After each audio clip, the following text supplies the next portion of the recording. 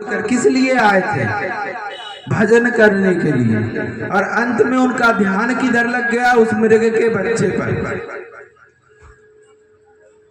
आए थे घर छोड़कर कि भजन करेंगे, भाव करेंगे, और मृग के बच्चे में इतना खो गए कि अंत में जब वो अपने शरीर का त्याग करने लगे तो भी मृग के बच्चे की ही ख्याल थी उन्हें।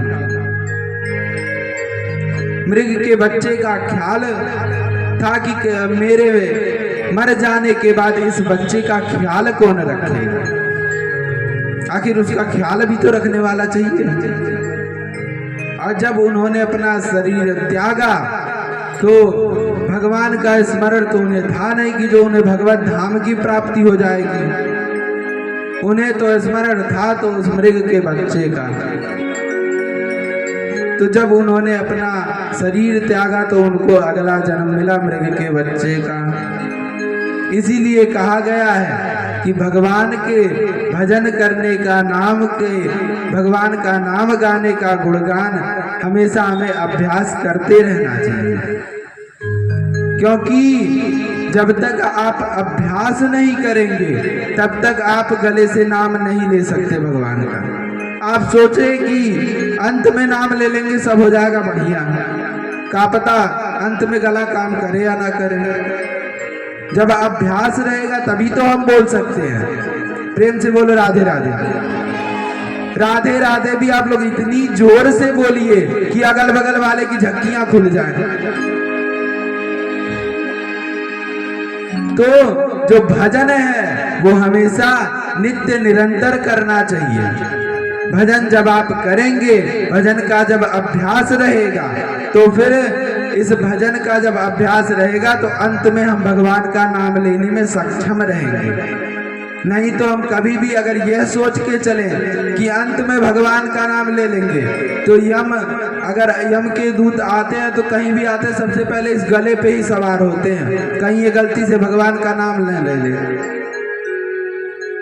अगर भगवान का नाम ले लिया तो उनका भी तो धंधा चौपट हो जाएगा यम जी का। सबसे पहले गले पे ही सवार होते हैं। इसलिए हमें हमेशा भगवान के नाम का गान करना चाहिए।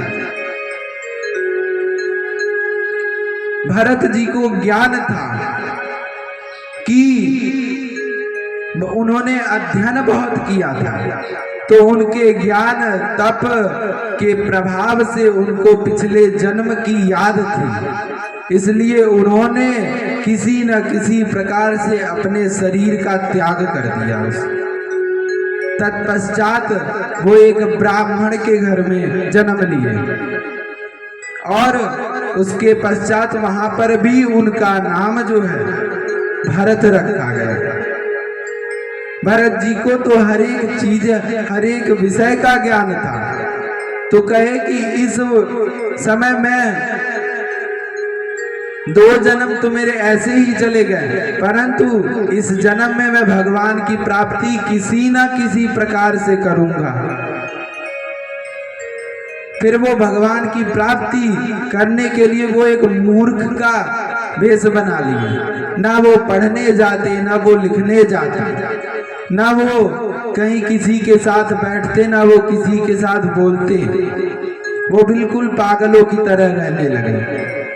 तो उनके घर वालों ने भी उनका नाम रख दिया जड़ भरत। तो जब माता पिता उनके गुजर गए तो फिर अंत में उनके भाइयों ने भी उनकी कुटिया एक खेत में बना दी।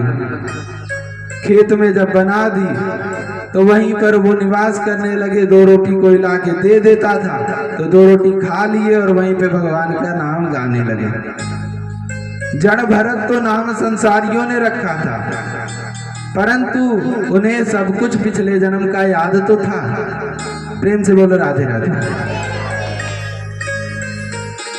उनको याद था, इसी वजह से वो अगले जन्म, उस जन्म में भी भगवान की कठोर तपस्या करके भगवत धाम को प्राप्त हुआ। जड़ भरत जी एक दिन उनके कुटिया के पास से एक राजा गुजर रहा था। राजा मोटा हट्टा तगड़ा था और पालकी जो डोली होती है उसमें बैठ के जा रहा था।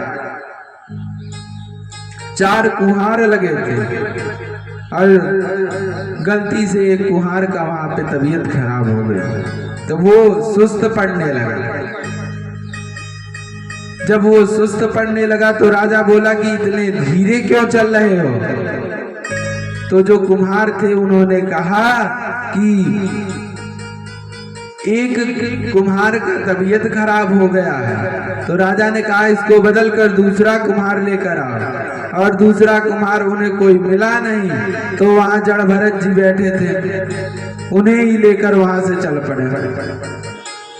अब जड़ भरत जी को लेकर चल पड़े तो जड़ भरत जी नीचे देखते थे कि कहीं कोई चींटी न मर जाए, कहीं कोई जानवर न मर जाए। और जैसे ही उनके पांव के पास कोई भी चींटी या फिर कोई भी जानवर आने लगा तो वो वहां से तुरंत कूद जाते। सोई राजा के एक तरफ चट दूसरे तरफ पट होने लगी, डिसबैलेंस होने लगा उनका भी शरीर। जब डिसबैलेंस होने लगा तो कौन, राजा कह रहा है कि कौन है ये जो सही से नहीं चल रहा, कूदते हुए चल रहा है। और कुम्हारों ने जड़ भरत जी को ताना मारते हुए कहा कि एक दुबला पतला कुम्हार है जो सही से नहीं चल रहा है। परंतु जड़ भरत जी को कोई भी किसी भी कुछ भी कह रहा है, इसका कोई उनसे किसी से कोई भी मतलब नहीं था। जब कहने लगे फिर भी उन्होंने वही किया।